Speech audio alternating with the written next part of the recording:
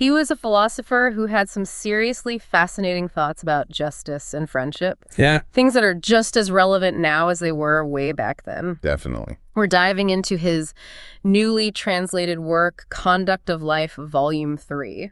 Okay.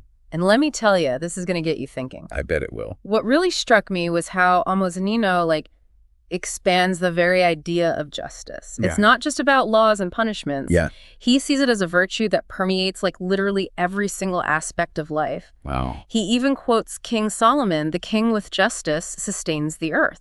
That's setting the bar pretty high. Right. Talk about a grand vision. Absolutely. And then he kind of breaks it down even further. Okay. He's creating this recipe for fairness. Yeah. He outlines these 3 distinct types of justice: Okay. distributive, commutative, and corrective.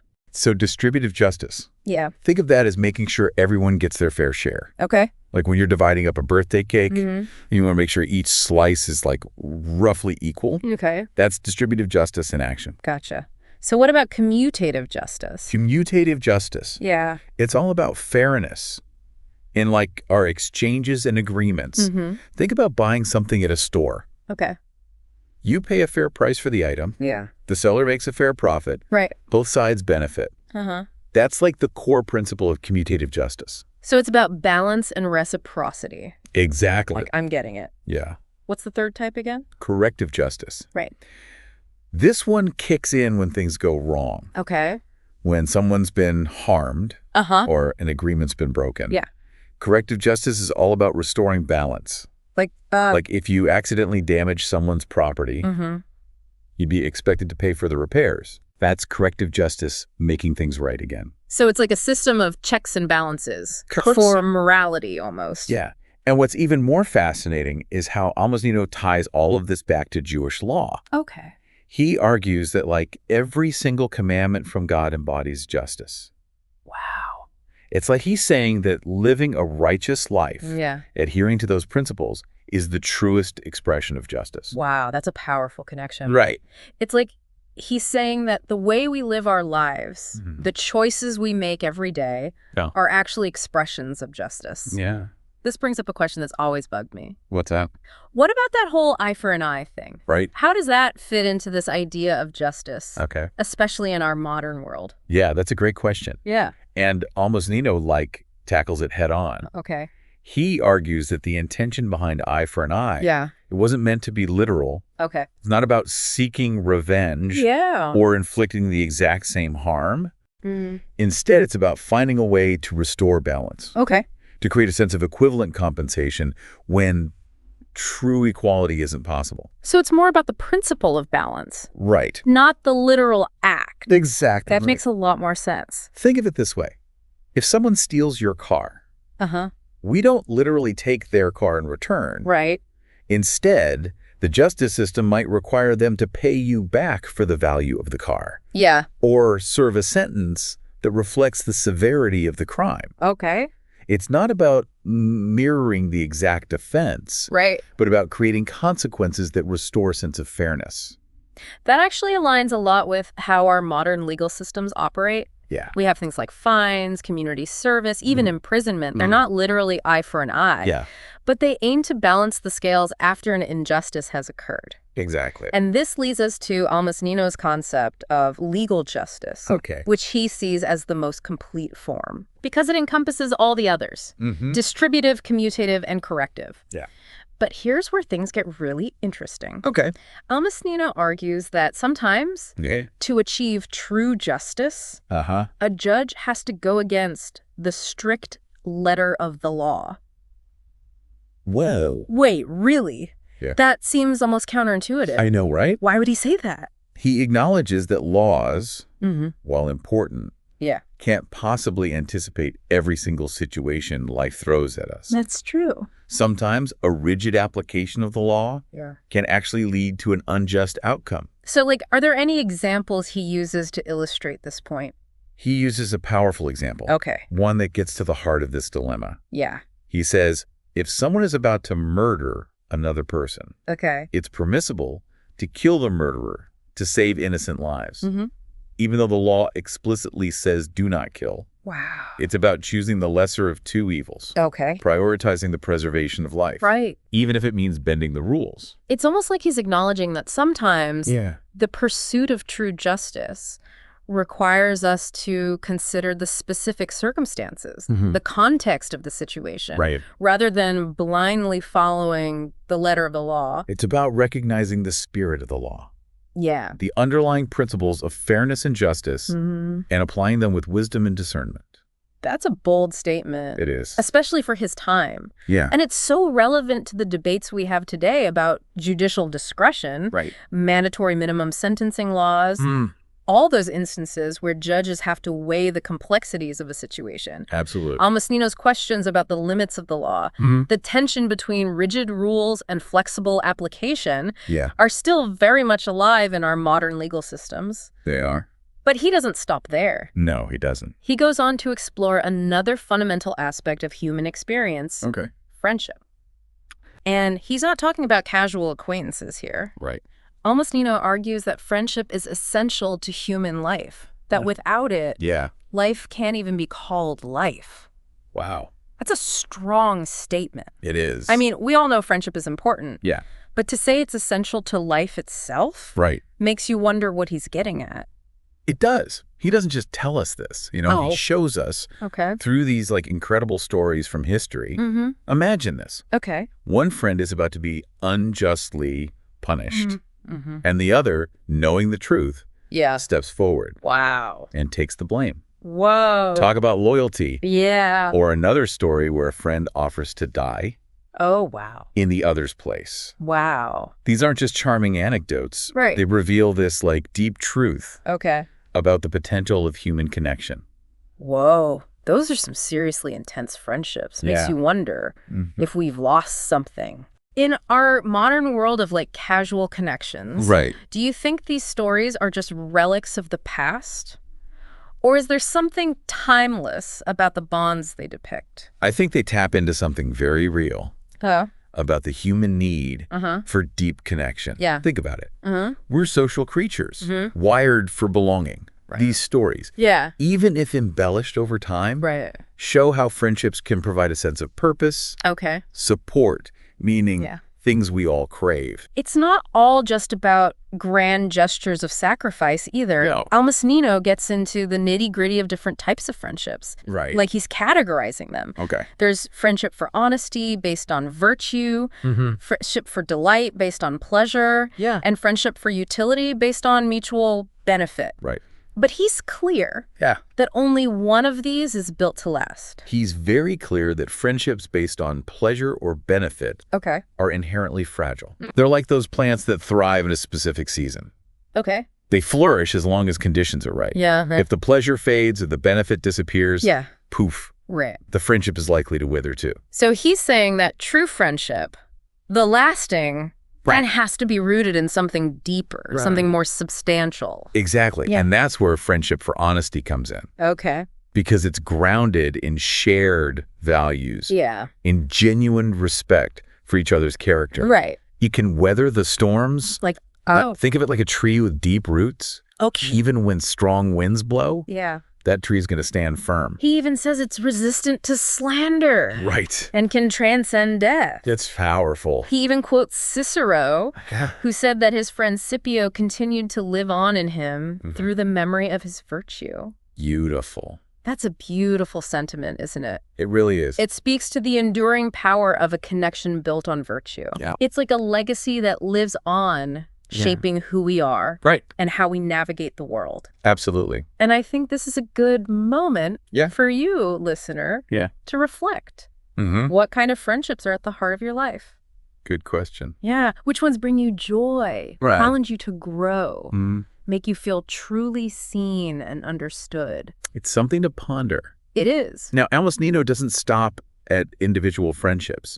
He takes this whole concept a step further, zooming out to examine the broader landscape of human relationships. It's like he's applying this friendship lens to families, communities, even the relationship between a ruler and their people. He does this by drawing these fascinating parallels between different types of friendships and different forms of government. Okay. Like, He compares the bond between a king and his subjects to the love a father has for his children. Okay. It's all about duty, protection, care. So he's saying that even these larger scale relationships, these bonds within a family or a society, can be seen as variations on the theme of friendship. That's an interesting way to look at it. And he points out that just like with individual friendships, these societal bonds can also be corrupted. Okay. A tyrannical king who exploits his people. Right. A parent who neglects their children. Yeah. Those are distortions of that ideal, betrayals of that inherent trust. So it's like he's saying that regardless of the form it takes, whether it's between two individuals or within a whole society, true friendship has to be based on that reciprocal exchange of affection, care, respect. It can't be one-sided. Precisely. And this is where I think his insights become super relevant to our modern world with social media and online communities. The lines of friendship have gotten a bit blurry. We have access to so many more connections now. Yeah. But are they as meaningful? Right. We have hundreds of friends online. Right. But do we really know them? Yeah. Do we share those core values that Almosnino says are so crucial for a lasting bond? He would argue that it all comes back to that foundation of virtue, of honesty, without that shared ground. Any type of friendship, online or offline, is built on shaky ground. Exactly. It's like constructing a house on sand. Looks fine at first glance. But when the storms come, it's bound to crumble. It is. So he's making a case for intentionality in our relationships. Are we seeking out connections that are truly nourishing? That challenge us to be better versions of ourselves? Or are we settling for those fleeting interactions that leave us feeling empty? It's a question worth asking ourselves. It is. And this leads us to another fascinating and perhaps counterintuitive point he makes. It's actually better to love than to be loved. Now that goes against the grain, doesn't it? It does. I mean, we all want to feel loved, cherished, appreciated. Why would he say it's better to be the one doing the loving? Well, he argues that true love, the kind rooted in virtue, is an active force. It's about choosing to extend kindness, compassion, and care to another person, regardless of whether those feelings are reciprocated in the exact same way. So it's not about keeping score. No.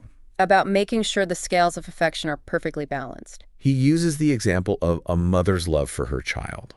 She loves unconditionally, even when she knows she's not being loved back in the same way at that moment. And yet, that love brings her joy. It's about the act of giving, of nurturing, of choosing to love, even when it's difficult. It's like that saying, it is better to have loved and lost than never to have loved at all. Even if the love isn't returned in the way we might hope, the act of loving itself can be transformative. Exactly. And this ties into the modern conversation about self-love, too. Maybe a true self-love isn't just about accepting ourselves, but about extending that same love and compassion outwards to others. It's about recognizing our inherent worthiness. And then using that as a foundation for how we treat others. Almosnino would likely agree. He sees love as this powerful force that connects us. First to others, and then ultimately to something even greater than ourselves. And that brings us to his ultimate point. The highest expression of this love is the love for God. So he's saying that our capacity for love, for connection, ultimately finds its fulfillment in that relationship with the divine. He believes that in that connection we find true happiness. A sense of purpose and belonging. That surpasses all earthly bonds. He uses the story of Rabbi Akiba, who remained steadfast in his faith even while facing unimaginable suffering. Talk about intense devotion. It is. But it stemmed from his deep reflection and love for God. Exactly. It's a powerful reminder that faith and spirituality can provide solace and strength, even in the darkest of times. Absolutely. For many, it's that connection to something larger than themselves. That sense of belonging to something greater that gives life meaning. It's like all these threads we've been exploring, justice, friendship, love, they all kind of lead to this idea of like finding ultimate fulfillment in our connection with something divine. It's a theme that you see in so many spiritual traditions. Right. This like deep human longing. Yeah. To kind of transcend our individual limitations and connect with something greater than ourselves. So where do we go from here? Okay. How does Almosnino like bring all of this together in the final part of Conduct of Life? In the final chapters, he kind of takes a bit of a turn. Okay. It's like he's giving us this practical guide to actually living out these principles we've been talking about. So we got the theory down. Now it's time for the application. Exactly. I like it. He starts by emphasizing that intellectual virtues are just as important as moral ones. Okay. He dives into topics like understanding, science, wisdom, prudence, art. Okay.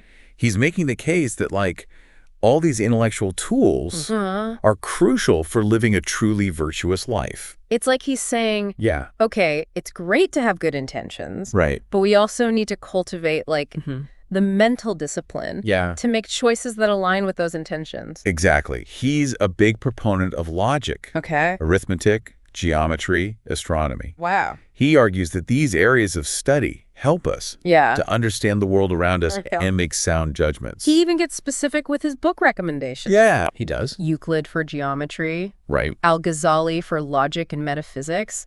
Avicenna for medicine. Yeah. Talk about a 16th century reading list. I know. I'm adding these to my to-read pile for sure. Me too.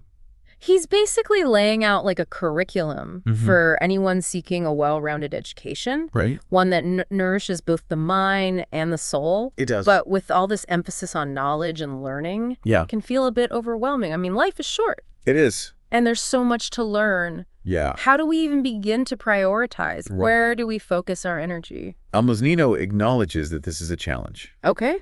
He advises focusing on the shortest path to understanding, prioritizing the most essential knowledge. Okay. And for him, the ultimate source of wisdom is the Torah. Oh, okay. He believes it contains the blueprint for living a virtuous and fulfilling life in all its aspects. So for Almosnino, the Torah is more than just a religious text. It's a guide to navigating every aspect of human experience, from our personal relationships to our understanding of the cosmos. He sees it as a source of moral and intellectual guidance, a path to connecting with the divine. Okay. And to illustrate this, he tells this really interesting story about a king in a garden. Ooh, I love a good analogy. Yeah. Lay it on me. Okay, so imagine a king who creates this magnificent garden. He entrusts it to these three young men, asking them to care for it and make the most of its bounty. Each man represents a different approach to life. Okay. I'm intrigued. Yeah. What are the different approaches? The first man, he's all about indulging in pleasure. He spends his days feasting on the fruits, lounging in the shade, basically living for the moment. Right. The second man, he's obsessed with wealth and status. He focuses on accumulating possessions, building elaborate structures, trying to impress everyone with his riches. And the third man, he's different. He dedicates himself to understanding the garden, to uncovering its secrets, to appreciating its beauty and order. I have a feeling I know where this is going. Yeah. Who ends up truly happy? You guessed it. Yeah. The one who seeks understanding. Right. The one who recognizes the king's hand in every detail. Yeah. The one who finds joy in simply appreciating the beauty of creation. It's like he's saying that true fulfillment comes not from chasing fleeting pleasures or material possessions, but from seeking deeper meaning, from connecting with something larger than ourselves. And in the end, Almosnino circles back to that core message. Okay. True happiness comes from aligning ourselves with God's will.